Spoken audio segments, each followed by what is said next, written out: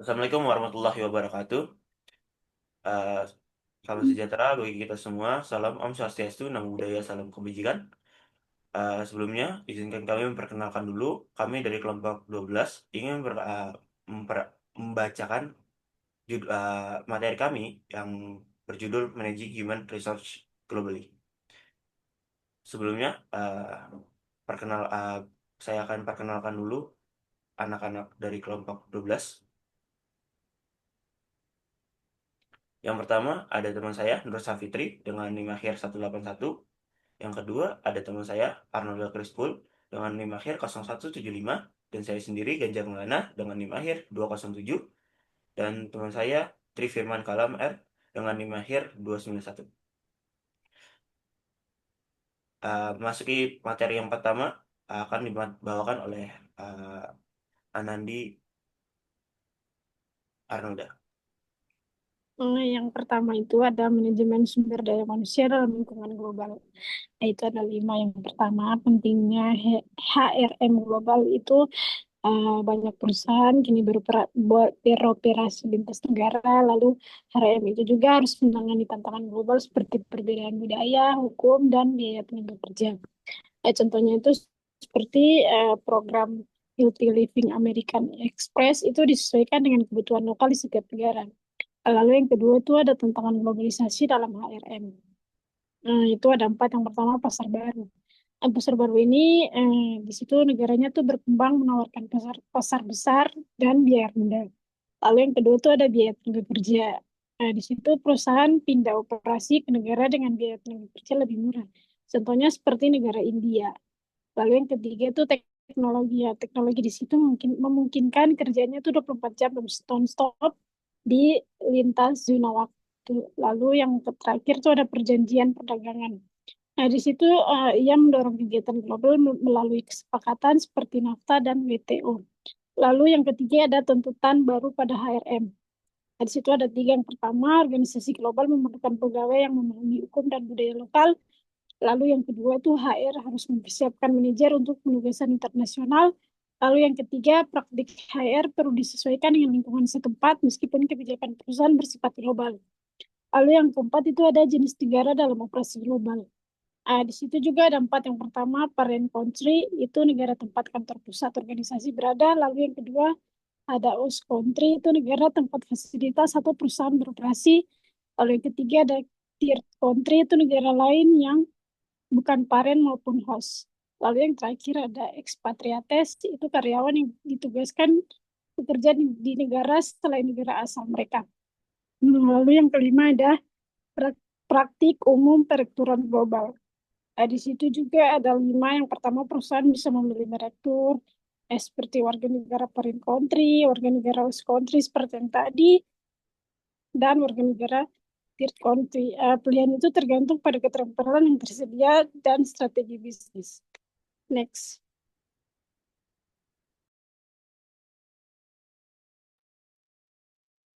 Seterusnya ada faktor-faktor yang mempengaruhi manajemen sumber daya manusia di pasar internasional.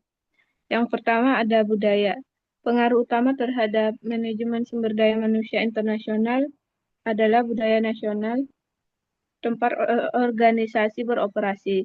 Budaya mencerminkan asumsi bersama tentang cara pandang dan nilai-nilai yang tercermin dari adat istiadat, bahasa, dan agama.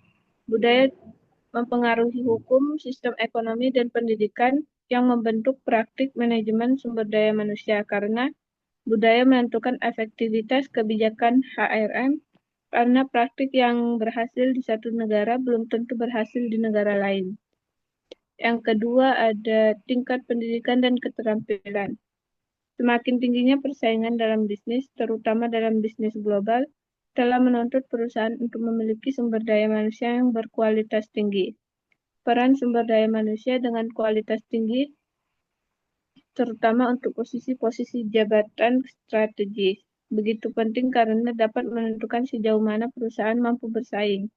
Suatu perusahaan yang mampu bersaing dalam bisnis global akan tetap eksis karena dengan memiliki sumber daya manusia yang berkualitas tinggi. Yang ketiga ada sistem ekonomi. Sistem perekonomian suatu negara, baik kapitalis maupun sosialis, memengaruhi praktik manajemen sumber daya manusia. Sistem ekonomi berkaitan dengan budaya setempat menciptakan insentif atau hambatan dalam nilai tenaga kerja. Dalam sosialis, pendidikan biasanya gratis dan memberikan akses untuk pengembangan keterampilan, tetapi imbalan ekonomi tidak tinggi. Sebaliknya, dalam kapitalis, individu menanggung biaya pendidikan, tetapi pasar memberi imbalan lebih besar bagi yang berinvestasi dalam pendidikan, karena perbedaan sistem pajak mempengaruhi gaji bersih pekerja. Dan yang terakhir ada sistem politik hukum. Sistem politik dan hukum suatu negara sangat berpengaruh pada praktik manajemen sumber daya manusia. Hukum nasional mengatur aspek SDM seperti pelatihan, kompensasi, perekrutan, dan pemutusan hubungan kerja. Ini mencerminkan nilai budaya setempat. Next.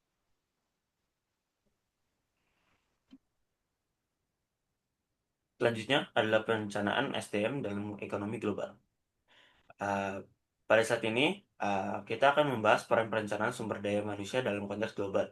Perubahan ekonomi dan teknologi membuat banyak organisasi beroperasi tidak hanya secara domestik, tetapi juga secara internasional, multinasional, atau bahkan global. Bahkan, perusahaan yang awalnya hanya beroperasi di dalam negeri, kini dapat menarik tenaga kerja dari pasar internasional. Nah, dalam membuat keputusan untuk memperluas operasi ke luar negeri, profesional SDM harus mempertimbangkan berbagai faktor penting, seperti tingkat upah di pasar lokal dan aturan ketenaga kerjaan di negara tujuan. Keputusan tentang lokasi fasilitas internasional juga dipengaruhi oleh biaya tenaga kerja dan ketersediaan kerja yang berkualitas. Contohnya, India dan Tiongkok telah menjadi lokasi populer karena biaya tenaga kerjanya yang rendah. Namun, sekarang fokusnya bergeser ke keahlian khusus dan potensi pasar yang besar. Filipina dan beberapa negara di Eropa Timur juga menjadi pilihan utama, terutama untuk pusat penggalian yang berorientasi biaya. Nah, selain itu, banyak perusahaan mengadopsi strategi alih daya, memindahkan fungsi tertentu ke kontraktor luar negeri untuk meningkatkan efisiensi biaya. Namun, berbeda dengan Amerika Serikat yang memberi fleksibilitas besar pada pengusaha dalam merekrut dan memberhentikan karyawan, negara-negara Eropa seperti Prancis memiliki perlindungan kerja yang ketat yang harus diperhatikan dalam perencanaan SDM internasional. Lanjutnya. Nah, dalam memilih karyawan di pasar tenaga kerja global, kita membahas tentang penugasan karyawan di penugasan ini membutuhkan pemahaman yang mendalam tentang budaya dan sistem kerja di negara tujuan agar bisa berjalan efektif. Banyak perusahaan global seperti Microsoft lebih memilih untuk mempekerjakan warga negara setempat karena mereka lebih mudah beradaptasi dengan lingkungan lokal dan lebih efisien dari segi biaya dibanding mengirim ekspatriat dari kantor pusat. Namun, dalam beberapa kasus, perusahaan tetap memerlukan ekspatriat, terutama jika diperlukan keahlian teknis khusus yang sulit ditemukan secara lokal. Penugasan internasional juga menghadapi berbagai tantangan, contohnya hambatan terkait imigrasi dan perizinan kerja, serta penyesuaian yang harus dilakukan oleh keluarga dan pasangan karyawan. Selain itu, karyawan sering mengalami guncangan budaya ketika mulai beradaptasi dengan kebiasaan dan norma baru. Keberhasilan penugasan sangat dipengaruhi oleh beberapa faktor utama, yaitu kompetensi profesional karyawan, kemampuan mereka dalam komunikasi lintas budaya, dan terakhir, fleksibilitas pribadi dan dukungan dari keluarga. Nah, proses adaptasi budaya biasanya berlangsung melalui beberapa tahapan. Yang pertama, fase penerimaan budaya awal, di mana karyawan merasa antusias dan senang dengan lingkungan baru. Namun, dalam fase kedua, mereka mungkin mengalami guncangan budaya yang membuat mereka merasa tidak nyaman. Dengan waktu dan usaha, mereka akan mulai pulih dan akhirnya mencapai penyesuaian penuh, di mana mereka bisa menerima dan menikmati budaya negara tuan rumah. Next.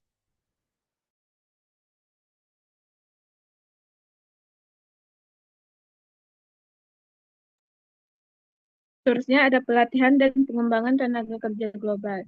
Yang pertama ada program pelatihan untuk tenaga kerja internasional. Untuk mengembangkan program pelatihan yang efektif bagi tenaga kerja internasional, Pengembang perlu mengajukan pertanyaan penting. Langkah pertama adalah menentukan tujuan pelatihan dan menentukan materi yang relevan untuk mencapai tujuan tersebut. Selanjutnya, pilih teknis, strategis, dan media pelatihan yang sesuai dengan budaya, bahasa, dan karakteristik peserta. Karena perbedaan bahasa juga bisa menjadi tantangan dan mungkin memerlukan penerjemah. Yang kedua ada persiapan lintas budaya. Ketika organisasi mengirim karyawan ke luar negeri, mereka harus memberikan pelatihan yang disebut persiapan lintas budaya untuk membantu karyawan dan keluarga mereka beradaptasi dengan budaya baru. Pelatihan ini terdiri dari 3 fase. Yang pertama sebelum keberangkatan, selama penugasan, dan saat kembali ke negara asal. Metode pelatihan bervariasi ini hanya sedikit perusahaan yang memberikan pelatihan menyeluruh. Penyesuaian kembali ke negara asal seringkali sulit. Organisasi perlu mendengarkan pengalaman karyawan yang kembali agar mereka dapat menerapkan keterampilan baru yang diperoleh. Dan yang terakhir ada pengembangan karyawan global. Dalam organisasi global, penugasan internasional penting untuk karir dan sebaiknya didasarkan pada pengembangan karyawan. Karena ini membantu ekspatriat dan inpatriat beradaptasi dan memanfaatkan pengetahuan yang diperoleh. Next.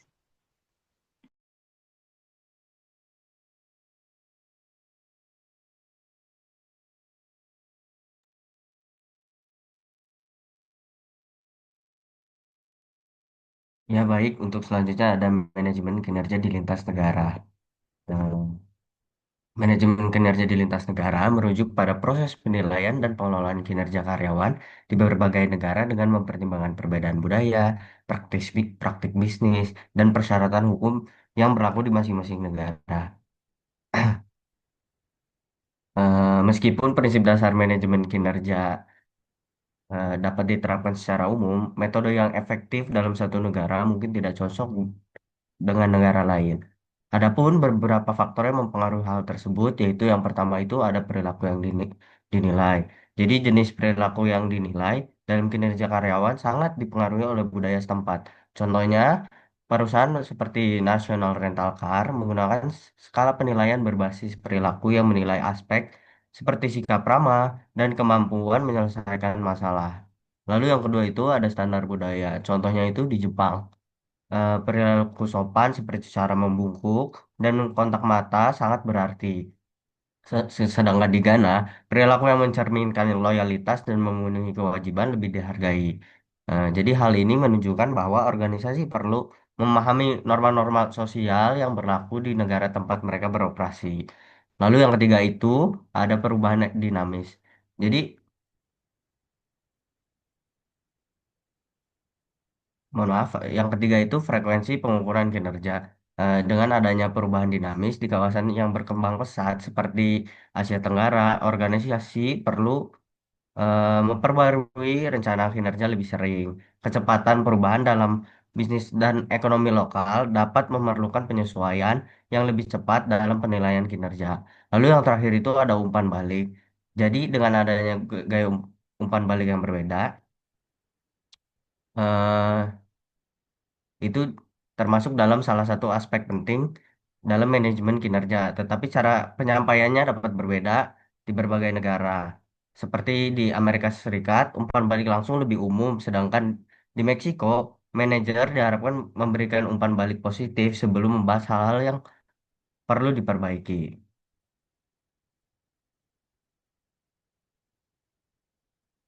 Lalu yang selanjutnya itu ada memberikan kompensasi kepada tenaga kerja internasional. Jadi kompensasi internasional akan lebih kompleks karena organisasi harus mempertimbangkan perbedaan antar negara dalam struktur gaji, insentif, dan tunjangan.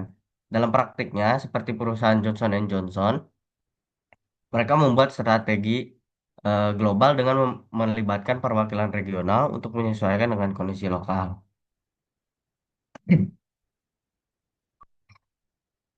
Nah,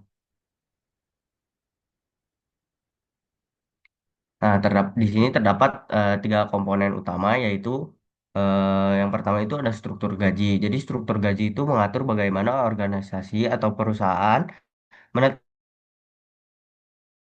tingkat gaji di berbagai negara yang sangat dipengaruhi oleh kondisi pasar tenaga kerja, budaya lokal, serta hukum yang berlaku.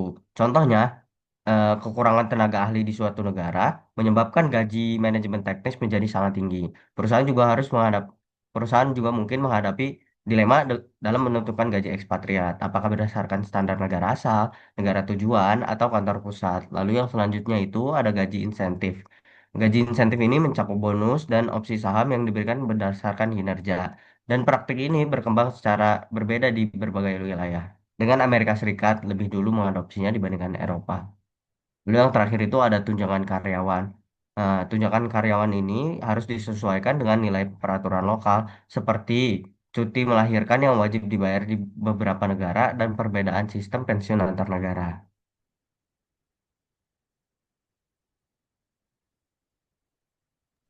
Lalu selanjutnya ada hubungan perburuan internasional, itu ada empat. Yang pertama, Serikat Pekerja Internasional. Nah, di dalam Serikat Pekerja Internasional itu organisasi tenaga kerja yang melintas batas negara untuk memperjuangkan hak buruh, seperti International Trade Union Confederations atau ITUC.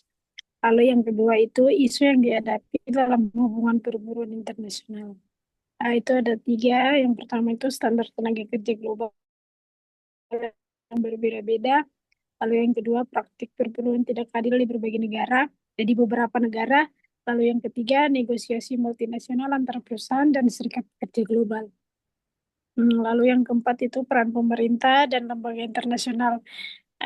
Di dalam peran pemerintah dan lembaga internasional itu seperti organisasi ILO atau International Labour, organisasi yang berperan penting dalam menetapkan standar kerja internasional dan menyelesaikan sengketa perburuan antar negara. Lalu yang terakhir itu ada strategi hubungan perburuan internasional.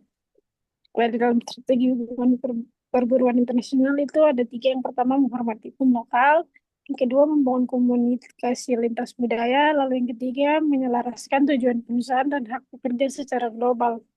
Next.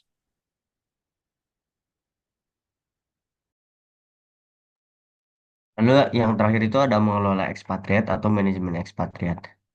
Ekspatriat sendiri adalah karyawan, khususnya manajer, eh, yang dikirim oleh perusahaan untuk bekerja di luar negeri dalam jangka waktu tertentu. Jadi mereka itu dipercaya untuk memimpin suatu operasional di negara tujuan dan membawa nilai-nilai perusahaan ke lingkungan kerja yang berbeda budaya. Nah, jadi proses ini dimulai dari pemilihan manajer yang tepat, yaitu mereka yang tidak hanya kompeten secara teknis, tetapi juga mampu beradaptasi dengan budaya baru dan membangun hubungan baik di lingkungan kerja asing.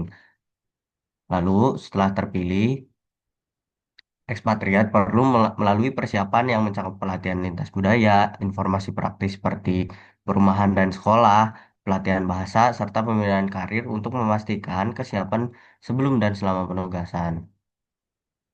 Lalu yang ketiga itu ada mengelola eh, kinerja ekspatriat atau manajemen kinerja ekspatriat. Dilakukan dengan menetapkan tujuan yang jelas, evaluasi yang berkala, serta komunikasi insentif melalui teknologi sambil menyesuaikan target dengan kondisi lokal di negara tujuan. Lalu yang keempat itu ada kompensasi bagi ekspatriat. Kompensasi bagi ekspatriat biasanya menggunakan pendekatan seperti balance sheet yang bertujuan menjaga standar hidup seperti di negara asal dan memberikan insentif atas tunjangan di luar negeri. Komponen kompensasi ini terdiri dari gaji pokok, tunjangan pajak, manfaat seperti pensiun dan kesehatan, serta tunjangan tambahan seperti perumahan dan pendidikan. Lalu yang terakhir itu ada repatriasi. Jadi ketika masa tugas berakhir, perusahaan juga harus mempersiapkan proses repatriasi, yaitu kembalinya ekspatriat ke negara asal. Nah, tantangan dalam tahap ini adalah penyesuaian ulang terhadap budaya dan lingkungan kerja yang bisa jadi sudah berubah. Oleh karena itu, perusahaan harus membangun komunikasi yang terjaga dan pengakuan terhadap kontribusi ekspatriat yang sangat penting untuk memudahkan transisi dan menjaga kelangsungan karir mereka di organisasi atau perusahaan.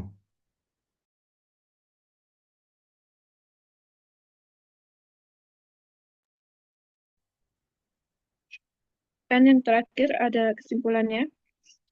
Pengelolaan sumber daya manusia secara global menuntut perusahaan untuk mampu menyesuaikan diri dengan berbagai perbedaan budaya, hukum, dan ekonomi antar negara. Dalam menghadapi tantangan globalisasi, perusahaan harus menerapkan strategi manajemen SDM yang fleksibel, sensitif terhadap nilai-nilai lokal, serta mampu mengelola ekspatriat dan sistem kompensasi secara efektif. Keberhasilan dalam mengelola SDM global menjadi kunci untuk menciptakan keunggulan kompetitif dan mendukung pertumbuhan organisasi di pasar internasional.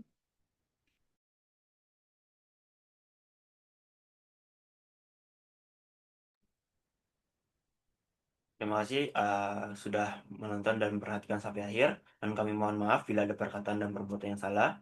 Bila ada pertanyaan, kami buka untuk pertanyaan di kolom komentar. Dan jangan lupa untuk like dan subscribe. Izin tutup. Assalamualaikum warahmatullahi wabarakatuh.